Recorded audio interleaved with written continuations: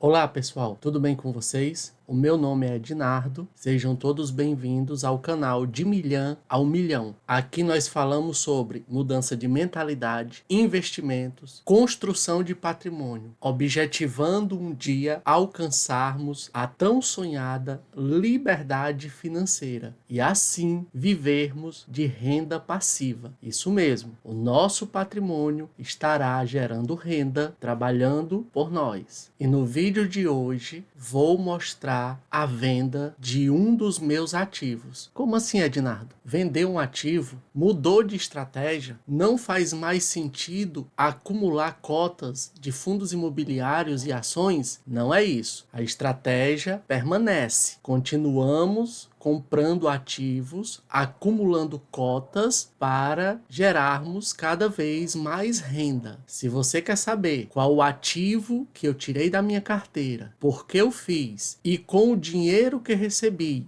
o que eu comprei, venha comigo, que eu vou te mostrar agora. Então aqui, pessoal, já na tela do meu computador, a minha carteira atualmente está dividida assim, ó, 77% em fundos imobiliários e 22% em ações. Eu tenho ali um pouquinho de ETFs internacionais, mas é uma quantidade ainda bem pequena. E é minha intenção diversificar e deixar essa minha carteira, pelo menos nos investimentos nacionais, ou seja, ações e fundos imobiliários, é minha pretensão deixar ela equilibrada, ou seja, 50% em ações e 50% em fundos imobiliários. Atualmente, ela está bem desbalanceada, mas não se preocupe, nós vamos chegar lá. É um passo de cada vez. Você não pode dar o segundo passo sem ter dado o primeiro. Antes da venda desse ativo, e eu já adianto aqui para vocês que o ativo que eu vendi foi um fundo imobiliário. Então, antes da venda desse ativo, a minha carteira de fundos imobiliários, que representa, conforme a gente viu na tela anterior, mais de 70% dos meus investimentos,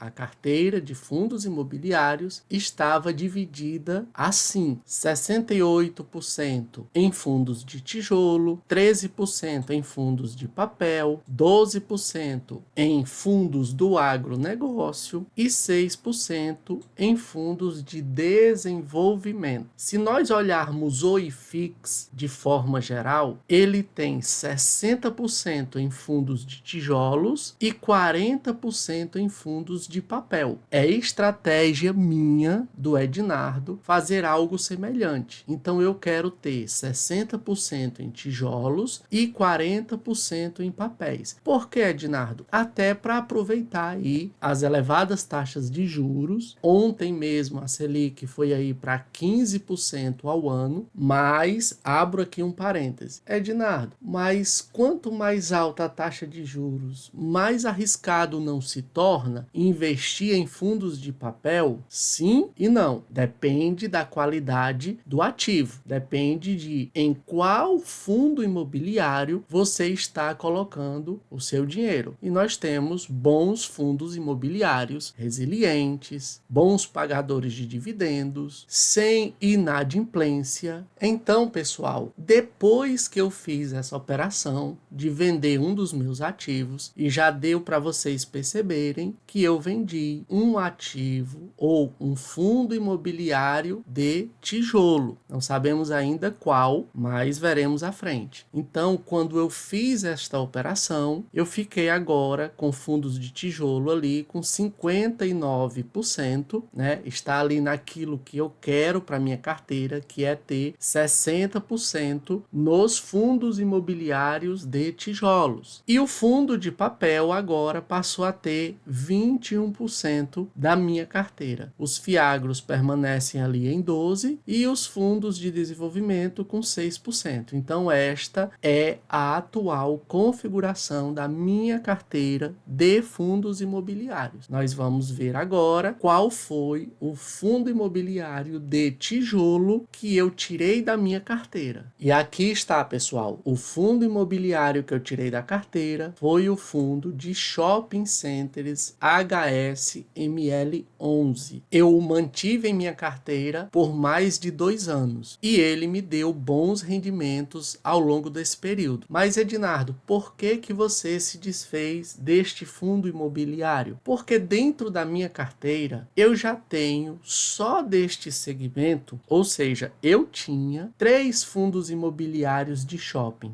Então, para balancear e diversificar, eu me desfiz deste fundo imobiliário, o HSML11, e mantenho ainda na minha carteira mais 2 outros fundos de shopping centers. Ednardo, então toda a tua carteira é composta só de fundos de shopping? Não. Eu tenho fundos de galpões logísticos, eu tenho fundos de desenvolvimento, eu tenho fundos de papel, tá? Então não é só shopping centers que tem na carteira do Ednardo. Porém, eu tinha 3. Agora, me desfazendo deste, ficarei com 2 fundos de shopping centers ainda na carteira. Então, pessoal, ao longo desses 2 anos, eu vim comprando e acumulando cotas do HSML11 e cheguei à quantidade de 200 cotas, a um preço médio de R$ 80,04. Logo, eu investi R$ 16.008 na aquisição deste fundo imobiliário. Com a venda que eu realizei ontem, as minhas 200 cotas foram vendidas a um preço de R$ 85,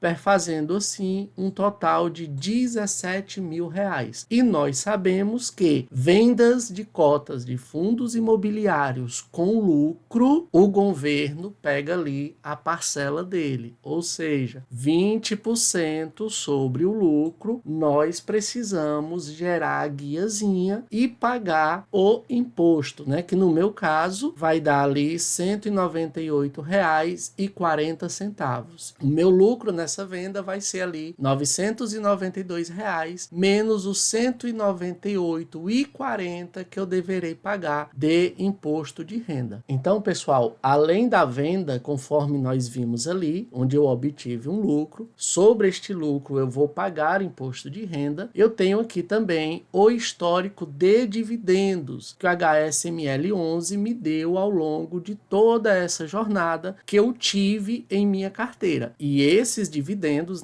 perfazem aqui um valor total de R$ 1.450,52. Estes sim entraram líquidos na minha corretora. Ao longo do tempo eu já reinvesti esse valor, comprando cotas do próprio HSML, comprando cotas de outros fundos, enfim, este valor é líquido, sem tributação, sem pagamento de imposto de renda. O governo até está querendo tributar, mas o Congresso aí está vetando e nós continuamos firmes, investindo e recebendo renda passiva mês após mês. Então nós vemos aqui que eu comecei a comprá-lo em março de 2023, logo em abril eu recebi os primeiros R$ 2,22 de rendimento. E ao longo dos meses, esse valor ia aumentando à medida que eu ia comprando mais cotas até chegar a um total de acumular 200 cotas. Isso ocorreu em janeiro de 2025. Logo, fevereiro eu recebi pelas 200 cotas R$ 130,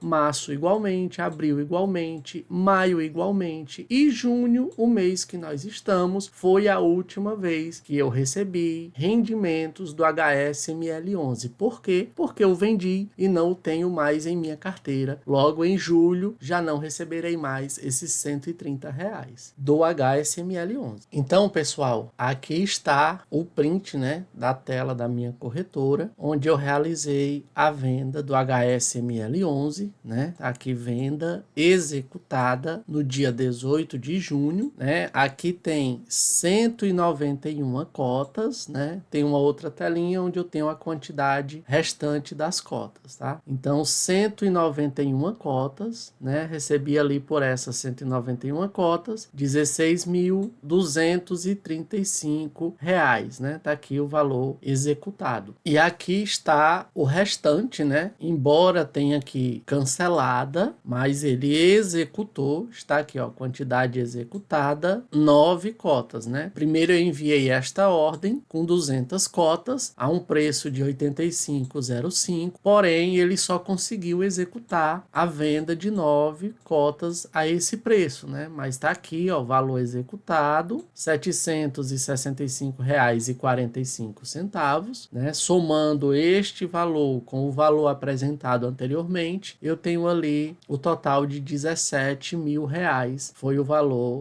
da venda das 200 cotas, tá? Assim, eu me desfiz do HSML11. Ok, Ednardo, entendi que você vendeu o HSML11, né, para diversificar ali a tua carteira, tinha uma exposição bem mais elevada em fundos de tijolos, resolveu se desfazer de um dos fundos de tijolos de shopping, que você já tinha 3, e o que você fez com o valor que você recebeu deste ativo que você acabou de vender? Vou mostrar para vocês o que eu fiz, o que eu comprei com essa grana. E aqui está, pessoal, no dia 18/6, que foi o dia de ontem, estou gravando esse vídeo no dia 19, estão todas as minhas compras realizadas com o dinheiro oriundo da venda do HSML11. Eu comprei aqui, ó, o fundo de papel, né, onde a gestora é a Quineia, ligada ao Banco Itaú, o KNCR11. Eu comprei 130 cotas. Essas 130 cotas irão me dar de rendimento mensalmente um valor até maior do que os R$130 que eu vinha recebendo do HSML11, fazendo ali um total de R$13.526,50. Lembra que eu vendi as cotas do HSML11 por R$17.000? Pois bem, isso me permitiu ainda comprar cotas da Vale do Rio Doce, 19 cotas, comprar mais 100 cotas da CEMIG, comprar mais 37 cotas do MXRF11, que é outro fundo imobiliário, e ainda me permitiu comprar mais 33 cotas de Petrobras. Com isso, vocês podem observar que eu, além de colocar um fundo imobiliário de papel no lugar do fundo de tijolo, balanceando ali, diversificando ali, diminuindo o percentual